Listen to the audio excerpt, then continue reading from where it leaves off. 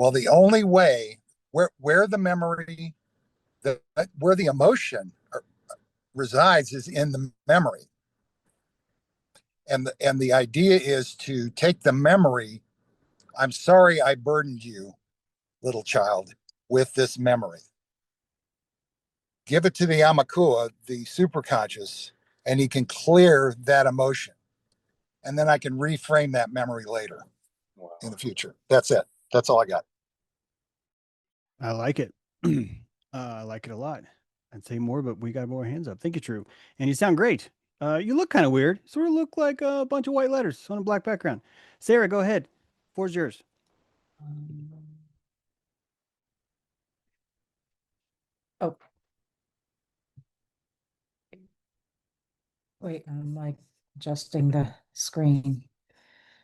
Yes, the topic of making art and paying bills is a big topic and kind of a sore topic because I still haven't figured it out. And it gets more overwhelming when you have to do everything online and promote myself. And so you spend time online if you want to like sell things online, and then you spend more time online to promote it on the screen. And then depending on the platform, you're paying fees to the platform. And if you're official, you're paying taxes. And then it gets to like, well, is this even worth it? Why? I've always separate intentionally. It just kind of happened that way. My creative flow between my fine art, I've always done for myself without really the intention of ever like marketing or selling, in terms of like painting and drawing. My things that I've done for to sell have been more my crafts, and that's always fluctuated, whether it's jewelry, ceramics, leather work, um, yeah, things like that. Graphic ideas, t-shirt ideas, logo ideas, button ideas, all of these are what really come to dead ends because it's all reliant on online. And then once when I tried to like have some t-shirt designs, and then when I ordered the samples, they were so bad. Like I would have to order probably at least 10 samples to see which one I would be willing to have drop shipped to someone. Like the quality of the material was bad, the cut was bad. I cut them apart and remade them so I could still wear the logo that I designed on it.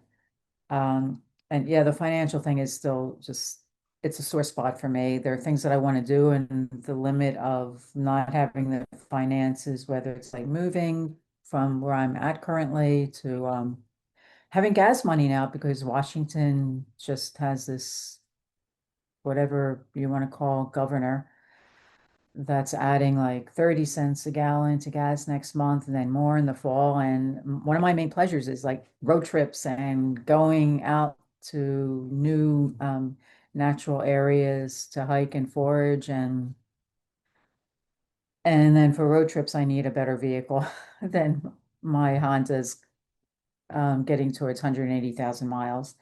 So I'll do like Oregon, but probably not far into California again with this car. And or there's like somebody that's having a retreat gathering in Florida. I don't have the funds to do that. So it's frustrating for me, the financial thing, like what I'm the balance of like what I'm willing to do.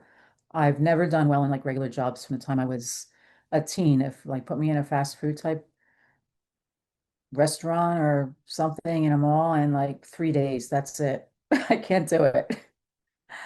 The last time I had a job, it was a little shop, a cute little gift shop. I liked it because I really felt I needed the social contact. I was too isolated, um, working on my own. And I work by myself in a little shop, and I refer to the owners not as my boss, but I would say, oh yes, the I help out the owners for cash exchange. So I don't even like to use the language of boss, like that somebody has that power over me. And then that place closed for the COVID thing. And that was the end of that. And it was time to move on anyway, so it was good timing. And yeah, or I want to do things like like foraging tours, and then again, it's like online events and posters and the whole promotion thing. Just and it's hard because I have a lot of talents and a lot of skills, and then I get kind of how do you say, constipated on the market end. Yeah, I know exactly what you mean. And someone who's battled this my whole life, meaning me, I'm not saying I'm right, but I'm going to tell you what I think. I think that it's all about my self-worth vent holes and how open they are. And that I'm convinced people have been telling me to sell t-shirts for years, and I've been like, no, because I don't know which t-shirts are the right ones, and I would have to order them all.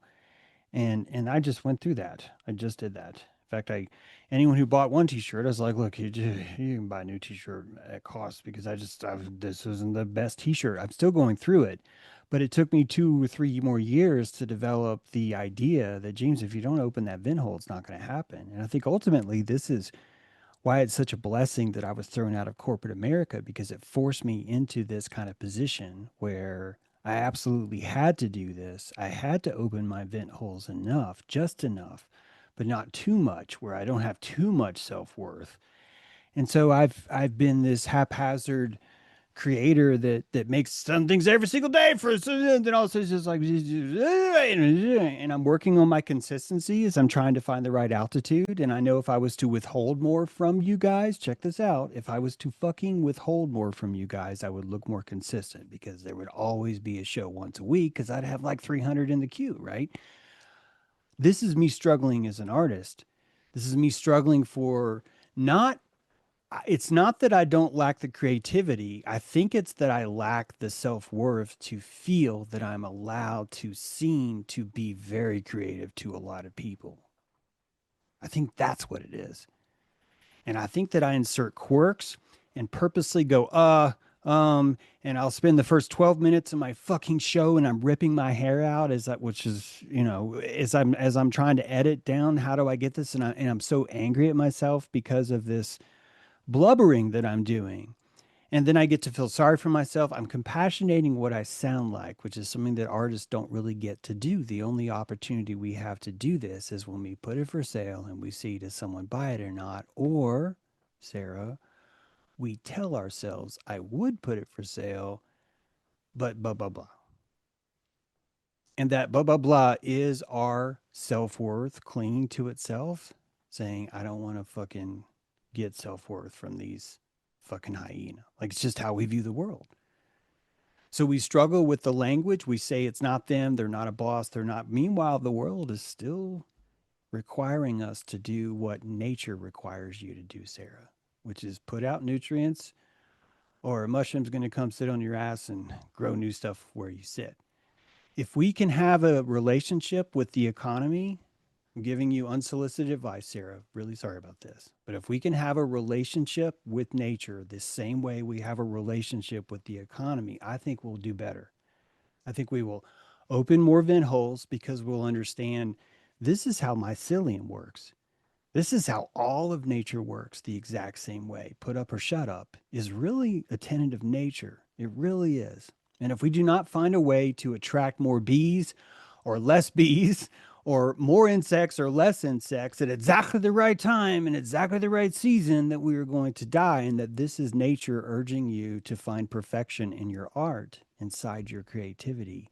Even if you want to insist that I will build a shell, I will put my walnut inside, I will develop a black husk that sits on top of it. It will turn powdery and chalky and sinewy. And now I will grow burrs. And when people walk underneath me, they will step on their feet and bleed. And the entire time, people are like, I love black walnuts. Let's get more black walnuts. And black walnuts have spent their entire life go, would you fuckers leave us alone? Just stop fucking. Blah, blah, blah. And we're just like, no, we want you more. We want you more because we know that you have self worth. We know you have self worth. That's the entire fucking recipe. So this is what I'm telling myself. This is the carrot. Here's the carrot right here in front of me. It's that. It's that all you got to do is open your vent holes, James. I said this yesterday to myself. You got to open those vent holes, baby. You got to open them. I don't know if it works. I can tell you that it's working more now than it was 2 years ago. I'm a very slow learner, but I've been slowly going through this, and it could all end tomorrow. I could say something today that I don't even know happened. And right now, all the comments are like, "You're a real piece of shit." Da, da, da.